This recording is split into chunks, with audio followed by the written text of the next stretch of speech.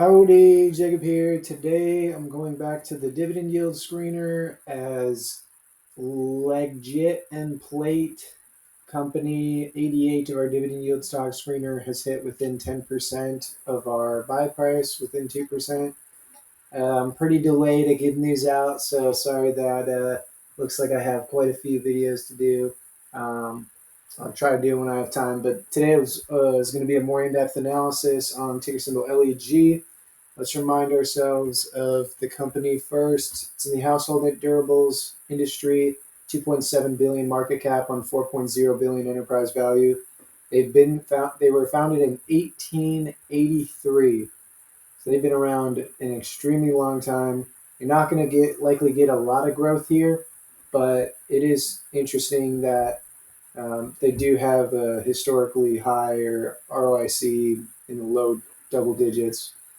Um, so that's interesting. And then current yield of 8.9%. Absolutely humongous dividend yield, well above the 4% we're looking for. And that pays out 239 million in aggregate with a 5-year average. That makes that maybe a 65% payout. And so an honestly reasonable dividend, given the fact that on their 5-year average payout. So let's go through some of the notes that I had. So this is me going through a couple quarterly reports, a couple 10Ks, and a couple 10Qs, and just kind of grabbing out some things that pop out to me, anything I want to portray. And so I did say I like the honesty of the CEO, but the comments were kind of vague. And so the vagueness is saying, looking forward, these initiatives are expected to enable us to advance key product growth, improve profitability, and create enhanced value for our shareholders. I mean, anytime you want to be vague, meet the poster child of a CEO or CFO who just says, "I'm here to increase shareholder value." Yeah, I think everyone's trying to. So that part was pretty vague, but the good news is in those quarterly reports, if you go down a little bit more, there is a good amount of guidance in that goes kind of in depth, and so you see more of the things that they're looking for beyond just the numbers. And so, although the CEO's comments were vague, if you do scroll down in those quarterly reports, and they do give guidance, they are bits more specific in the actual metrics that are, the key performance metrics. And they have 52 consecutive years of an increased dividend, and so I thought that was absolutely astounding. Um, I mean, again, dividend is just one of those things that you can do with your free cash flow. So there were likely times that the stock was really cheap that it would have made more sense to buy back your own shares, or there might have been reinvestment opportunities that might have given a better return than having a dividend and paying on it. But for people that are in retirement or people that just love excess free cash flow or excess cash from their stock investments, share investments, this is absolutely fantastic. When we're looking at dividend companies, this is humongous. That long, 52 consecutive years of an increased dividend is astounding. And again, we already said their payout on a 5-year average basis is in that high 50s, low 60% range, which is very reasonable, honestly, for a company that's likely going to be pretty consistent since they've been around since the late 1800s. So full year, if you look, you'll see that they actually had negative net income, but that was largely due to asset impairment of 410 million. Free cash flow is still 383 million, making the dividend payout for 2023 62%. You see that they have $300 million of debt matures in November of 2024, but they do have 366 million cash on hand. So not a whole lot of concern there on the debt situation. Yeah, they do have a lot more debt than what we like, based on the fact that they have 1.3 million higher enterprise value than market cap.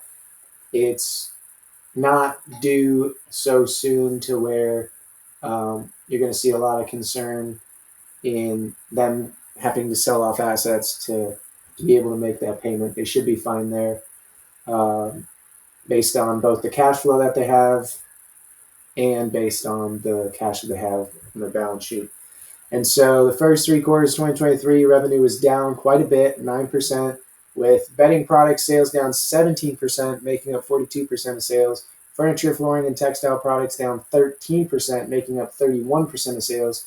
And then they have this specialized product sales that was actually up 18%, but only makes up 27% of the sales. So their smallest portion of sales had the biggest growth. Everything else was pretty negative revenue growth year over year, which is tough to see.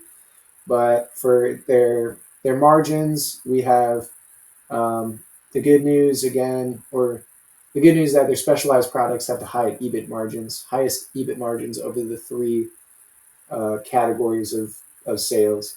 And so the good news is that if this trend continues, their specialty products will make up more of sales, and hopefully with them making up more of sales will help their earnings and free cash flow margin due to the fact that that's the largest margin portion of their business. Now, the second to last note I have is, or the last note here is total shareholder return estimates of 11 to 14%. This is just I just brought in. It's kind of funny to see, but their goal is to give 11 to 14% to their shareholders based on a 6 to 9% revenue growth, 1% margin increase, 3% dividend yield increase, and 1% stock buybacks. I found that kind of funny because obviously we're going through a time where that's just not the case. They had negative revenue growth in the mid to high single digits.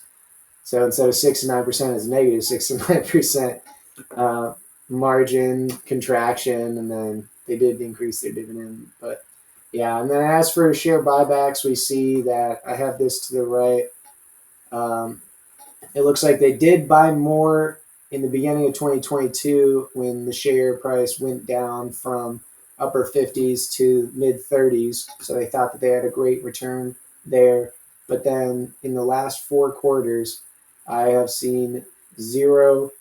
I have not seen any share repurchases from the company. And so that is going to help tweak some of my assumptions here. I'm saying that there's going to be less growth than I think, maybe 1%. And then based on that 1%, lower PE, I did increase the range of margins here. But due to the fact that they've increased their dividend for the last 52 years, I have to take that into consideration, saying that that might hinder their ability to reinvest back into themselves, growth, buying back shares due to the fact that they're just really pushing to increase that dividend, which is fine for now, and great for dividend investors. If you're looking just for that excess free cash flow, you're just trying to make a huge yield on your investment, then it's fine. But for me, obviously, at this moment, I'm looking for the best returns, not just the dividend return, but again, to each their own. That's why I did this screener. And with my new assumptions, I get to a price point that needs to fall 20% before you get a 15% return with these assumptions.